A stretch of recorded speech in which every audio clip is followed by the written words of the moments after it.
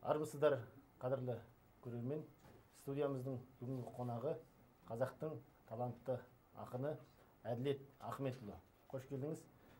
Әдеке, енді мынау ақындығыңыз бір төбе.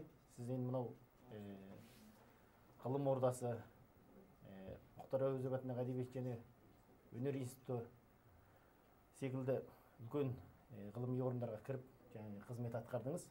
Жалпы біздің әңгімеміз осы жас ұрпаққа тәлім тәрбие беру мақсатында болғандықтан, жалпы сол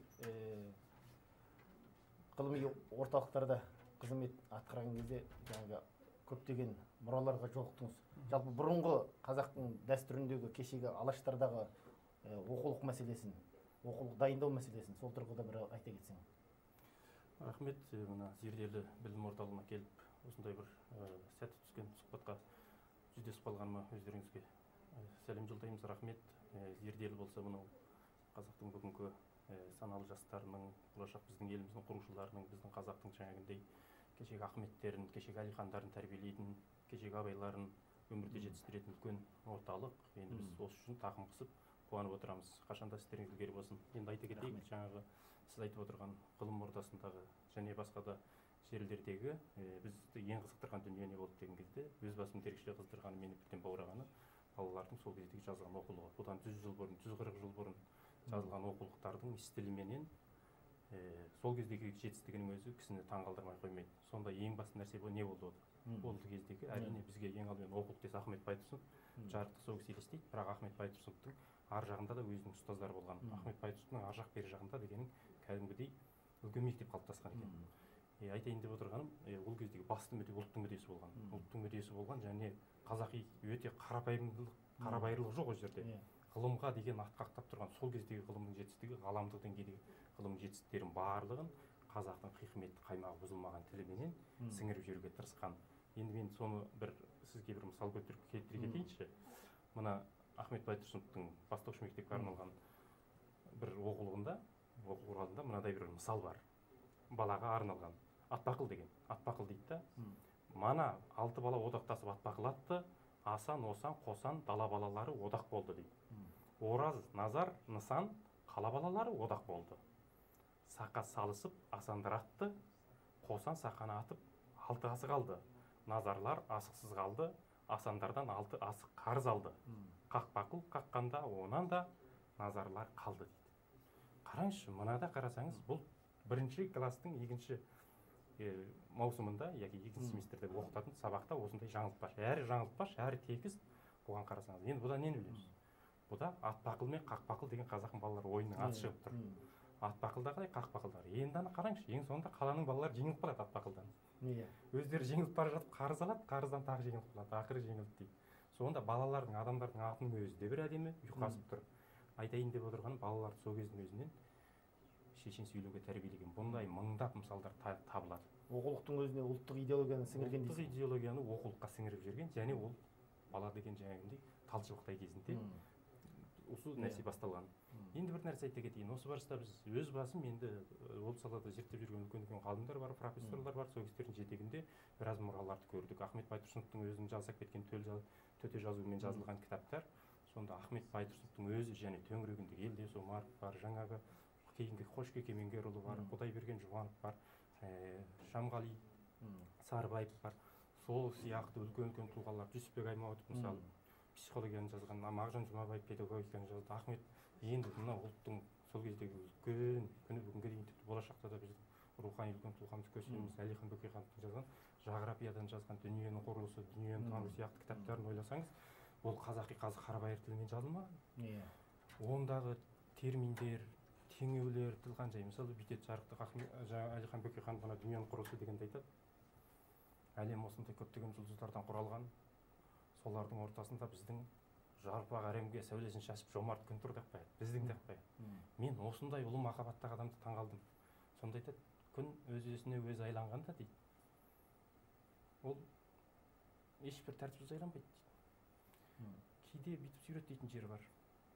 Теңгейілгіш, қазақтың теңгейілгіш азаматтарының еңкейіп барып теңгенілгені секілді, күн өз-өзін жана сала айланады дейді. Сосын айтып біздің жер шарымыздың дейді, темір қазықты көрсетіп тұр. Темірқазық, солтүстік Темірқазық деп айтқан кезде.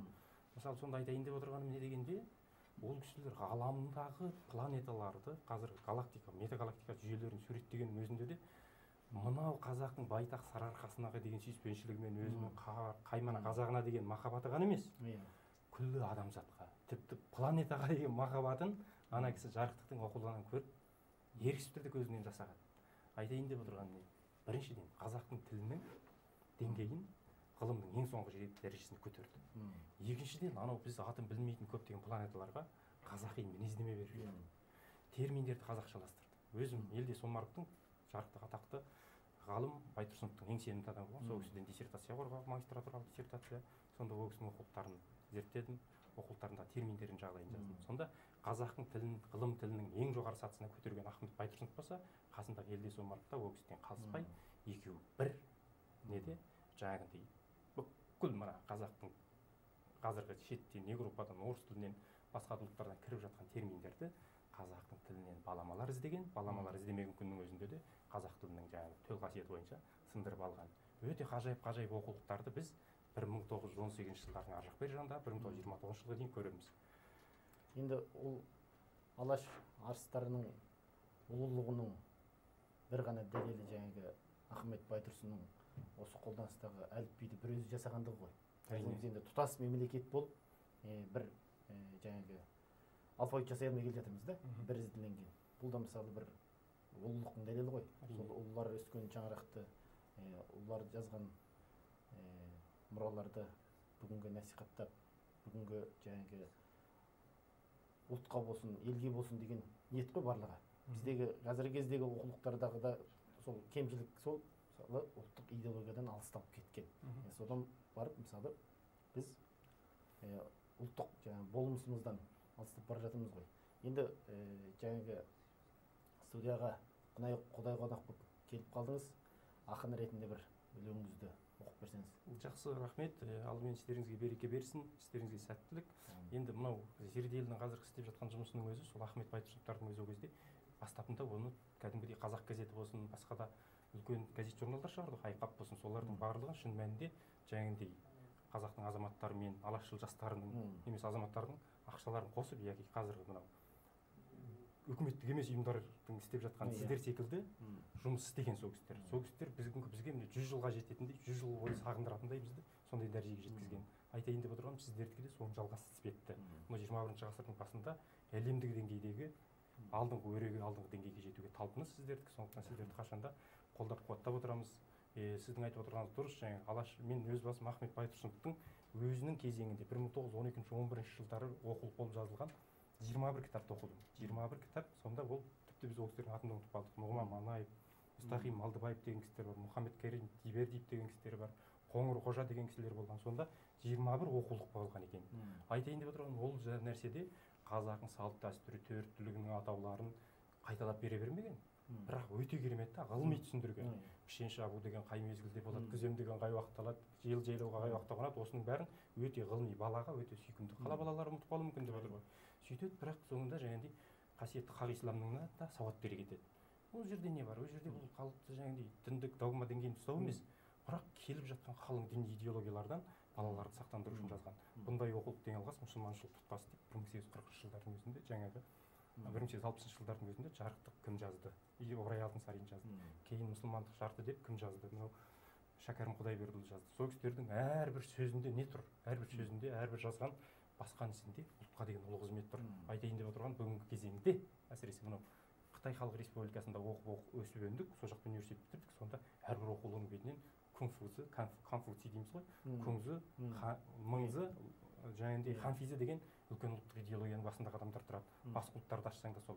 Ал біздің оқулықтарды ашып қалсақ, өкінішке қарай Нима, Дима, Викторлар тұрады мысалы. Оның орнында Асанмен Үсен, Асанбай баласы, Үсен Жарыл баласы деп жазған жарықтық жаңағы Ыбырай Алтынсариндарды неге бүгін сол оқулығымызға сен ұлттық баян сіңіріп жүрмейміз? Сондықтан қазақ айтады, атортақ, асортақ, жақсортақ дейді. Жақсортақ деген әлемдік деңгейдегі атақты тұлғалар, әрине ортақ. Әлем деңгейдегі философиялар, Қытайдың атақты адамдары, Гректің атақты философтары бәрін оны білім керек бізге.